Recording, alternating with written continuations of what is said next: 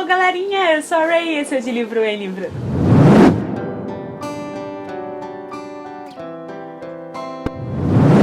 E bem-vindos para o último vídeo do nosso Read Along de Corte de Asas e Ruína. Esse é o último vídeo que eu vou lançar falando sobre a última parte da meta que a gente tinha para cumprir. E eu espero que vocês tenham gostado bastante dessa leitura e eu espero que vocês compartilhem comigo o que vocês acharam dessa última parte, assim como eu vou compartilhar com vocês agora o que eu achei. Ai, tem um bicho ali que acabou de pousar, tô com medo. Ele vai voar pra cá, com certeza ele vai voar pra cá. Como é que eu vou tentar tirar ele? Tirei. Lembrando a vocês que esse vídeo vai conter spoiler, porque eu vou discutir bem a fundo as coisas que acontecem no final do terceiro livro da trilogia da Sarah J. Maas. Então se você ainda não leu o livro, eu aconselho vocês a não assistir. E se vocês ainda não assistiram os dois outros vídeos que eu lancei sobre o livro, eu vou deixar linkado, passando aqui nos cards pra vocês assistirem antes de assistir esse vídeo aqui. A gente meio que começa essa outra parte com todo mundo entrando na fortaleza do ex da Elaine.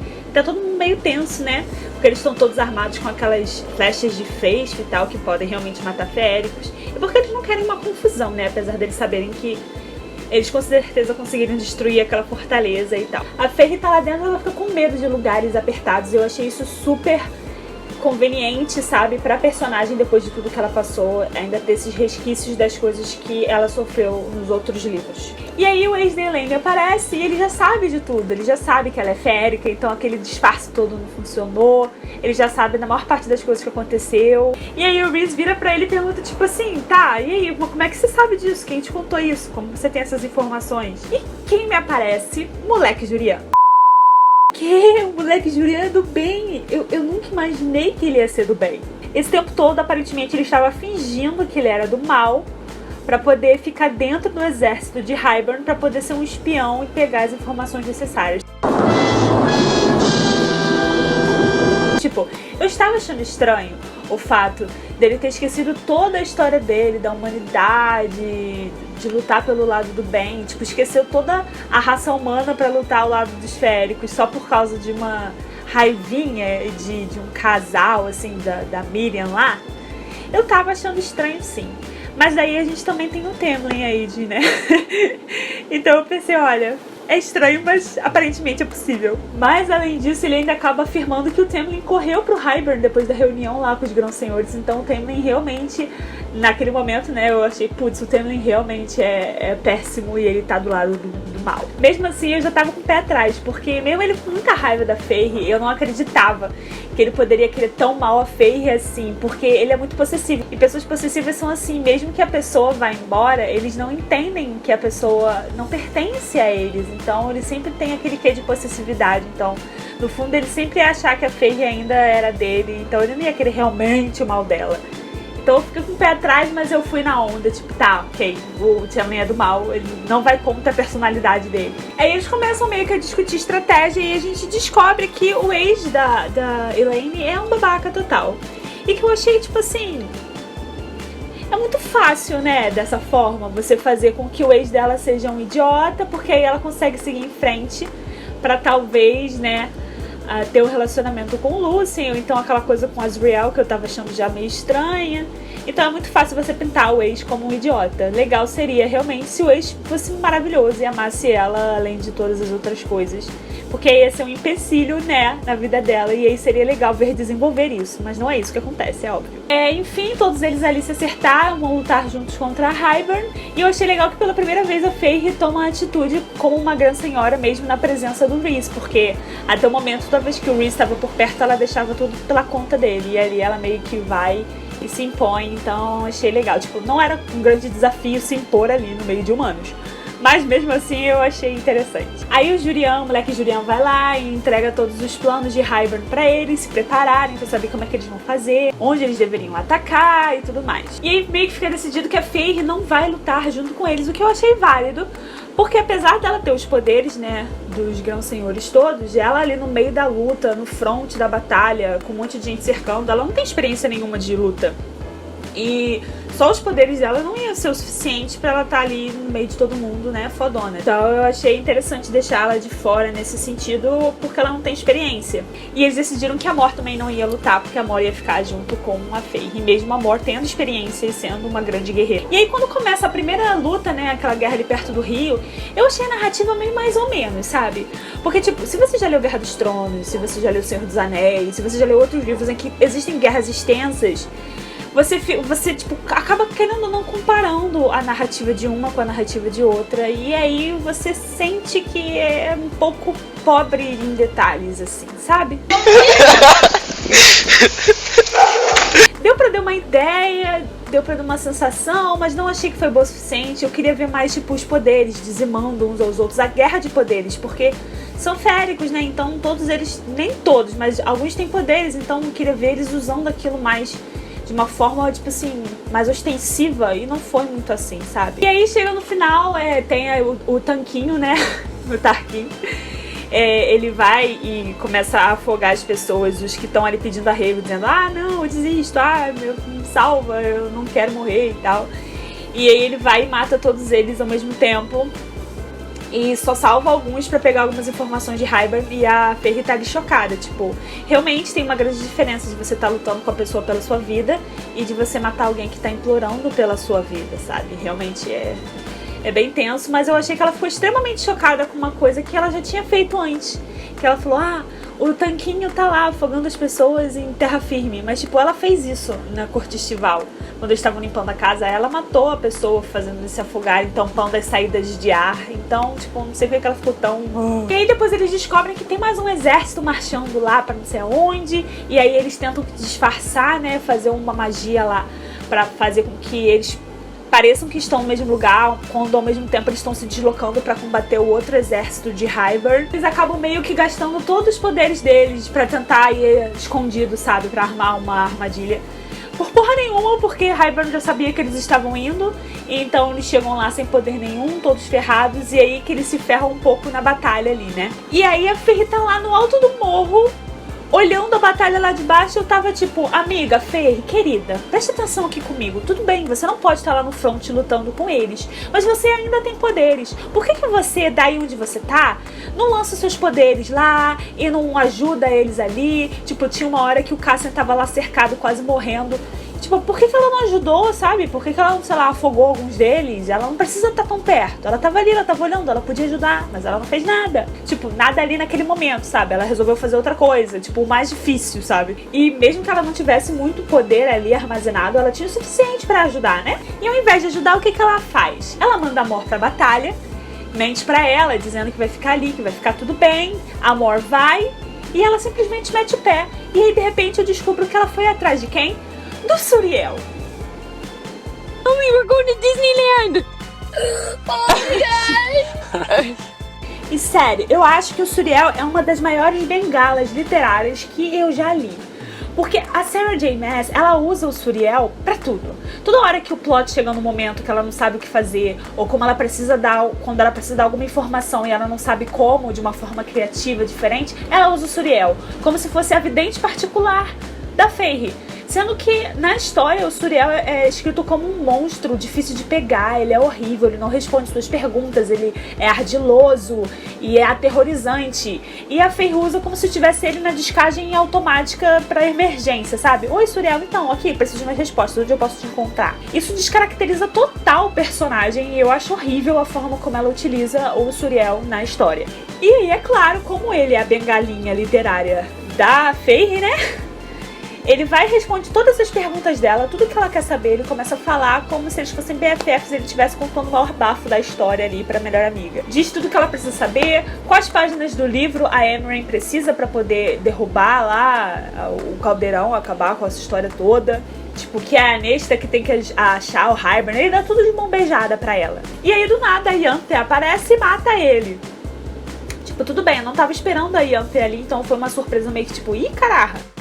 Eu tô passada, chocada. E aí, do nada, ele meio que começa a ficar ali tentando ajudar a Feyre a fugir.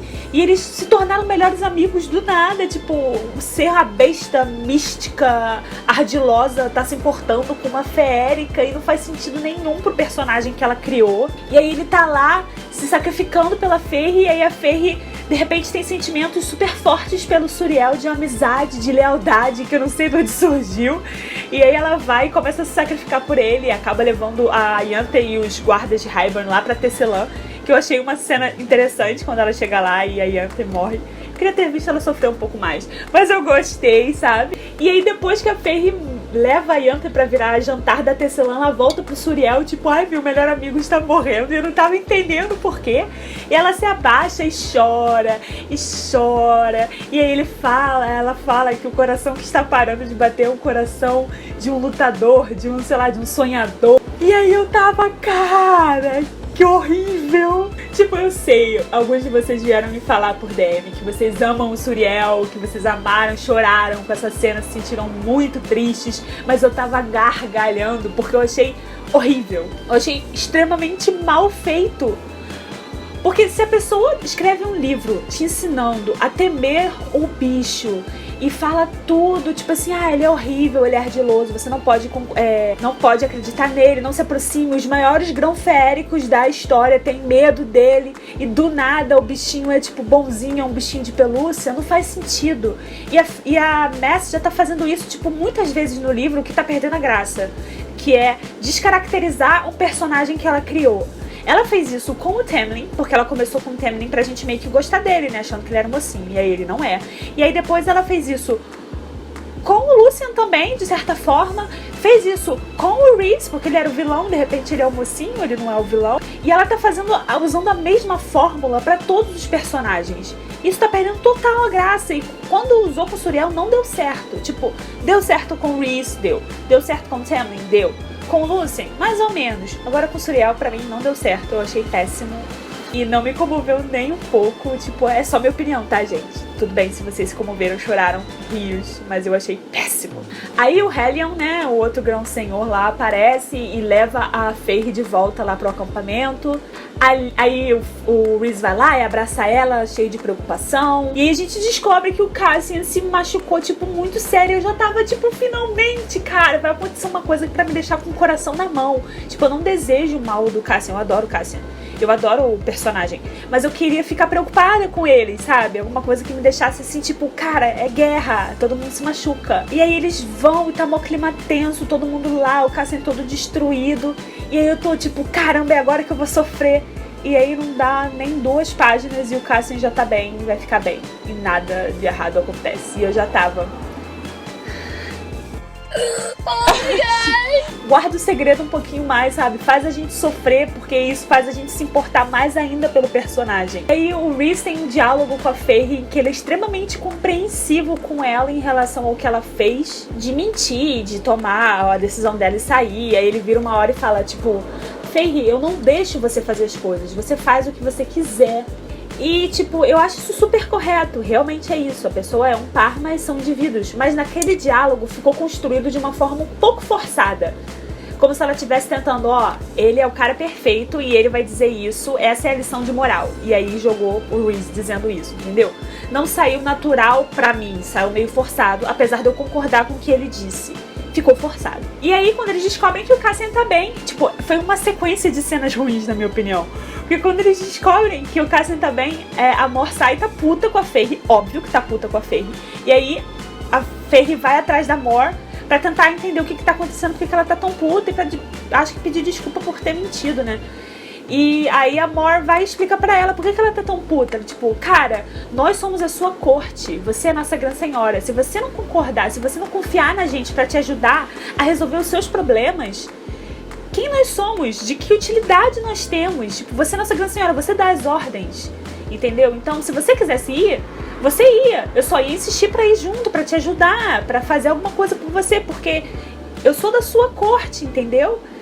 E além disso, você é minha amiga. E além disso, você me deixou numa situação horrível com outro grão senhor, que é o Rhys. Quando a minha responsabilidade era tomar conta de você e ele perguntou aonde você estava, eu não sabia onde você estava. Que situação que você me deixou? Você não pensou em mim. E tipo, a Mor tá coberta de razão. Em tudo que ela disse, ela está certíssima. E aí me vem a Faye e é uma completa idiota quando vira pra ela e fala: ah, você quer dizer sobre mentir? E você que mente pra si mesma e pra todos nós todos os dias, por que você não fica com o Azriel? E eu já tava tipo... What? Toma conta da sua vida.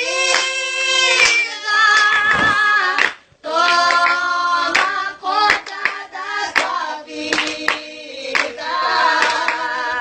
Toma conta da sua vida.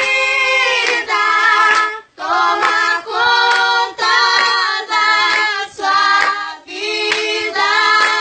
Sério que ela tá usando isso como argumento? Tipo, Faye, que imbecil! Primeiro, a vida da Mor, pessoal, não é da sua conta. Então o que ela faz, o que ela deixa de fazer, não é da sua conta. Se o que ela faz não está te afetando como pessoa, não é da sua conta. O fato dela querer ou não ficar com o Azriel ou com o Cassian, não importa, isso não compara com o que você fez. São coisas completamente diferentes. E o fato dela usar isso como um argumento pra rebater a Mor só mostra que ela é uma imbecil. Tipo, ela tava totalmente errada nessa discussão e eu fiquei extremamente com raiva por ela ter usado a vida pessoal da Mor como um argumento pra uma coisa, pra tentar se livrar de uma coisa totalmente errada que ela fez, sabe? Não faz sentido. O que a Faye fez afetou a Mor, afetou a responsabilidade dela de cuidar dela, a responsabilidade dela como um membro da corte, afetou ela como no sentido do trabalho que ela faz, afetou diretamente. Agora, se a Mor vai ficar ou não com o Azriel não tem nada a ver com a vida da Faye. Depois de eu ter ficado muito puta com isso, a Amren chega no acampamento pra meio que ajudar a Nesta a achar lá o caldeirão junto com o livro de feitiços e tal. E aí ela solta a frase de impacto que eu amei: sempre que vocês me deixam em casa alguém é estripado. Eu tava tipo, cara, verdade. Todo mundo se reúne pra meio que achar o caldeirão e a Nesta deu uma melhorada. E eu falei, ah, finalmente, né? Vamos lá. E aí, depois dessas cenas horríveis, tem uma cena incrivelmente maravilhosa que eu amei, que é quando a Nesta começa a usar a ligação dela com o caldeirão pra rastrear o caldeirão. Achei super bem escrito, achei super bem narrado, achei a vibe super tensa. Quando a Faye entra na cabeça dela pra ajudar e eles presenciam e sentem o caldeirão vindo. E aí logo depois tem aquela cena onde o caldeirão vem, tipo assim, até o acampamento, né, pra levar a Elaine pra fora. E essa cena também foi super maneira, eu amei. E eles acabam descobrindo que eles estão ferrados por causa do acampamento gigante de Hybern, que tá indo lá para as terras humanas, que isso tudo foi uma enganação do Hybern. Ele tava tentando despistar para onde eles estavam indo. E aí, tipo, um tiro atrás de outro, começou a ficar muito bom e eu fiquei muito animada, porque aí a Faye decide que ela vai atrás da Elaine pra poder trazê-la de volta, já que o caldeirão levou ela de novo, usou aquele Grayson lá, a imagem dele, pra levar, pra atrair ela até o acampamento. Então ela vai sozinha com Azriel pra lá e eu achei maravilhoso. Eu achei aquela cena do Rhys se despedindo dela e dando força, dizendo aquelas palavras pra ela, eu achei ótimo. Quando ela vai, as decisões dela lá no acampamento, eu achei tudo muito maneiro. Essa cena do acampamento, gente, é sensacional, né? Tem muita coisa pra dizer. Eu não posso ficar aqui falando durante 1000 horas, mas eu amei a cena inteira. Amei como ela veste a Ianthe, né? A roupagem da Ianthe, e entra que o moleque Julian descobre que é ela, ajuda ele de verdade, então o moleque Julian tá do lado certo. E aí eles fogem, levam aquela outra menina que tava lá amarrada no poste, que era humana, sendo torturada junto com eles. E aí, cara, o Temlin aparece pra ajudar e defender ela e mandar a brisa da primavera pra ajudar ela a voar, e ela tentando voar, e ai... Eu tô passada, chocada. Meu Deus. Eles conseguem salvar a Elaine e voltam pro acampamento. A Faye vai lá abrindo os braços assim pro Rhys, e a Nesta vem correndo e abraça ela, e eu achei maravilhoso. Porque, tipo, a ligação delas me lembrou um pouco da ligação que eu tenho com as minhas irmãs. A gente também é muito unida. E o fato delas ali estarem unidas, sei lá, me deu um quentinho no coração, eu adorei. E essas cenas, as últimas cenas foram tão maravilhosas e foram tão intensas, eu amei tanto, que eu tive que compartilhar com vocês lá no Stories do Instagram. E a minha reação foi mais ou menos essa, assim. Em compensação, eu acabei de ler uma das cenas mais fodas. Tô surtando. Gente, eu tinha que dormir. Eu tinha que dormir. Eu tinha que dormir. Pois é, eu tava surtando. E aí, depois disso, quando a Faye acorda, ela esbarra com a Mor e as duas vão pra floresta pra conversar, pra tentar se entender, né? Depois do que aconteceu, porque a Mor ficou com o coração apertado de ter brigado com a Faye justo antes dela se enfiar no acampamento de Hybern com Azriel, sendo que talvez ela não voltasse, porque era muito arriscado mesmo. E muito engraçado, porque um pouco antes dessa cena, eu tava conversando com alguns inscritos, né, com alguns de vocês por DM lá no Instagram. E aí a gente tava falando de teorias e tal, eu e minhas teorias sempre. E aí eu joguei no ar a teoria de que eu achava que a Mor era lésbica. E eu tava certa. E eu fiquei muito feliz que eu tava certa, mas ao mesmo tempo eu não gostei. Por quê? Nessa cena da floresta, a Mor vai e explica por que ela não quer ficar com Azriel, por que ela não quer ficar com Cassian, por que dessa história toda, porque ela é lésbica. E ela não sente atração por ele. Tipo assim, ela não é lésbica, ela é bissexual, mas ela tá pendendo mais pra lésbica, entendeu? Eu não sei explicar direito. Só que ficou muito evidente o que ela tá fazendo e eu achei muito errado. Ela tá usando o Cassian e tá usando o Azriel pra poder não dizer pra todo mundo que ela é lésbica, não assumir. E o que também não faz muito sentido, porque acho que é dito no primeiro livro, se eu não me engano, que os féricos não têm problemas com questões de sexualidades. Tanto que tem alguns grão-senhores que são homossexuais declarados. Então qual o problema? Aí eu pensei, ok, dentro da corte escavada, né, da corte dos pesadelos lá, da corte noturna, isso é proibido porque você tem que dar continuação à sua linhagem. Mas também não faz sentido, porque ela já saiu de lá, então ela poderia ter dito quem ela era e dane-se, sabe? Então não faz muito sentido com a história que a Mass construiu, ela usar isso como uma bengala mais uma vez, pra explicar o fato da Mor não ficar nem com o Azriel, nem com o Cassian. Eu achei ruim ela ter usado a sexualidade dessa maneira, sabe? Fora que é horrível o que ela tá fazendo com o Azriel. Eu acho que, tipo, tudo bem, se ela não quisesse falar que ela era lésbica, ok, é direito dela falar ou não, é a vida dela. Mas ela poderia pelo menos ter dito, olha, não vai rolar, é isso aí, acabaram os joguinhos, eu amo você, Azriel, eu amo você, Cassian, mas eu amo vocês como amigos e nada mais. Acabou. Sabe, dá um ponto final, mas não, ela diz que não, mas aí fica com aquele joguinho, e aí a amizade dela acaba transparecendo como um amor, e se ela tivesse sido honesta, pelo menos, dito que não, de jeito nenhum, ela deixa a pessoa viver, sabe, seguir em frente. Eu achei horrível o que ela tá fazendo e eu odiei. Aí depois dessa conversa, a Faye vai tentar falar com a Emryn, né, pra tentar ver o que ela vai fazer com o Briax lá, com aquele monstro da biblioteca que ela vai soltar lá no meio da guerra. E a Emryn não atende ela, fez um feitiço em volta da tenda dela e resolve que não vai falar com ninguém. Eu tô achando estranho. Eu tava assim, por que a Emryn não quer falar com ninguém? Não faz sentido isso. E eu não percebi que a Mass já tava criando uma armadilha e que eu caí que nem uma patinha. E aí o Hybern realmente começa seus movimentos lá com o exército nas terras humanas, depois que a Faye fez aquele insulto gigante de roubar a Elaine no meio do exército dele, né? E a Emryn chega e diz que descobriu como deter o caldeirão e deter todo o exército e acabar com a porra toda. Então eles vão todos, né, pra lutar contra o exército, a guerra final, a última guerra. Mas antes disso, a Faye decide que é a hora de finalmente ela ir atrás do entalhador de ossos do espelho do Uróboro, porque ela acha que ela precisa dessa vantagem, e eles realmente precisavam de mais uma vantagem na guerra, porque eles estavam em minoria. Então ela vai e se despede do Rhys e vai atrás do espelho. E aí eu já tava como, é agora, essa vai ser a cena. Porque, pô, até na parte de trás do livro tá escrito da parada do espelho Uróboro. Então ele tem, tipo, uma super importância no livro inteiro. Tipo, ele é pra ser quase que o ápice, tanto o ápice quanto a guerra. E aí ela vai, olha no espelho e a gente não tem a cena. Preciso dizer que eu fiquei decepcionada? Acho que tá na minha cara, né? Tipo, como assim? O livro todo quase fica aquela expectativa, tipo, ela vai olhar, ela não vai olhar, o que vai acontecer? E, tipo, eu adorei a ideia do espelho em si, tipo, quando você olha, você se vê por completo, suas partes boas, suas partes ruins, e você tem que se aceitar e se amar e ter a consciência de quem você é e conseguir conviver com isso. Eu achei muito legal. Mas ela poderia ter feito a batalha, né, acontecer ali na cabeça dela de uma forma muito mais bem descritiva e narrada, de forma que a gente se envolvesse, ficasse com medo e soubesse direito, sabe? Mas, na verdade, a gente não teve nada, porque ela cortou a cena, ela foi lá pra buscar o entalhador de ossos E aí ele ainda vira pra ela e fala, tipo assim, ah, tu conseguiu o espelho, né? Aí ela, tipo, tá aqui, eu consegui o espelho. Aí ele, ah, beleza, pode ficar. Eu fiquei tipo, what? Aí começa a cena de guerra e eu achei mais interessante, porque eles começaram realmente com a troca de poderes e tal, e um tentando derrubar o escudo do outro.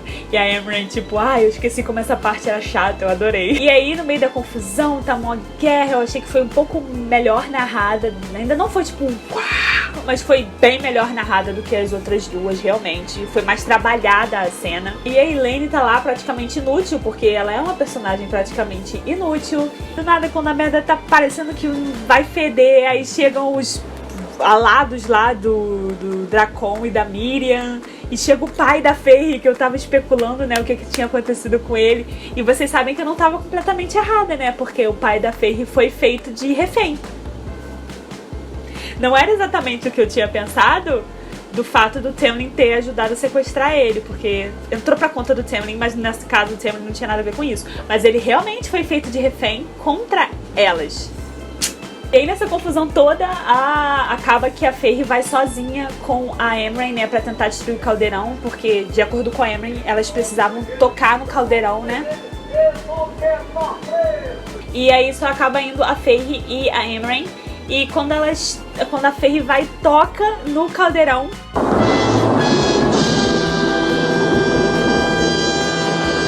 a Amren vira e fala pra ela, sinto muito por ter mentido pra você, e se afasta. E eu pensei, não, a Maz não fez isso. E aí a Feyre começa meio que, a alma dela meio que se desprende, né, junto com o caldeirão.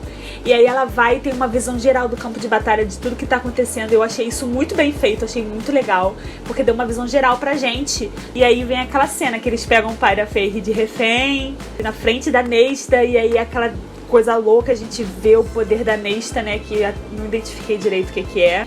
E aí depois disso, tipo, tava tudo acontecendo, eu tava assistindo, né, tava lendo, mas eu tava com a cabeça na Amren. Tipo, não acredito que ela traiu eles. Então eu tava lendo as coisas, mas eu tava com a cabeça nela. E aí quando a Feyre volta pro caldeirão, aí a Amren, na verdade, tipo, a Ness dá outro soco na nossa cara, porque ela não é malvada, ela ia se sacrificar por eles. E eu fiquei tipo, cara...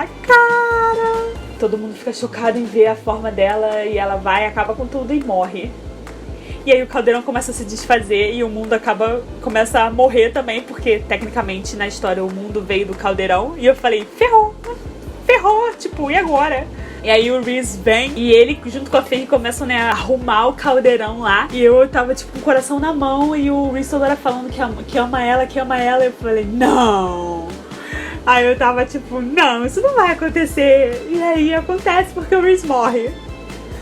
Mas aí eu parei, assim que eu vi que ele morreu e que a Feyre começou a se desesperar, eu parei e fiz assim, tá, ok, ele vai voltar. Porque se ele não voltasse, os inscritos lá do canal teriam xingado o livro de 1000 maneiras diferentes. Todos eles teriam dito pra eu não ler, eles teriam ficado revoltados. E eles não estavam assim, então ele não morreu. Então, tecnicamente, vocês me deram um spoiler.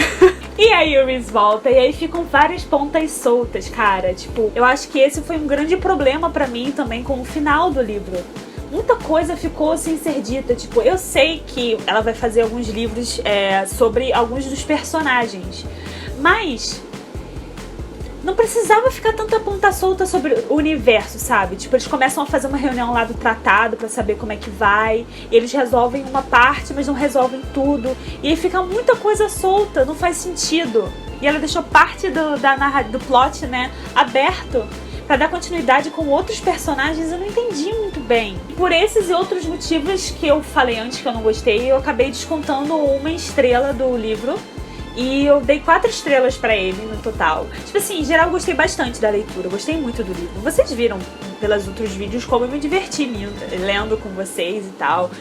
Tiveram muitas cenas muito legais e tiveram algumas coisas que eu não gostei muito. Então por isso que eu achei que não dava pra rolar uns 5 estrelas, mas 4 estrelas é uma nota muito boa, tipo, 4 estrelas é ótimo. Tiveram cenas maravilhosas, tiveram cenas que não deveriam ter existido, tipo essa do Suriel. Mas eu gostei o suficiente pra saber que se a Maz realmente escrever livros sobre os outros personagens, eu vou comprar e eu vou ler. Porque, né, se agora eu vou ler essa do Shaol, de Trono de Vidro, né? Se eu vou ler o livro do Shaol, não tem pra eu ler o livro da Nesta. Então, galerinha, espero que vocês tenham gostado dessa leitura em conjunto e a gente se vê em breve. Beijos e até a próxima.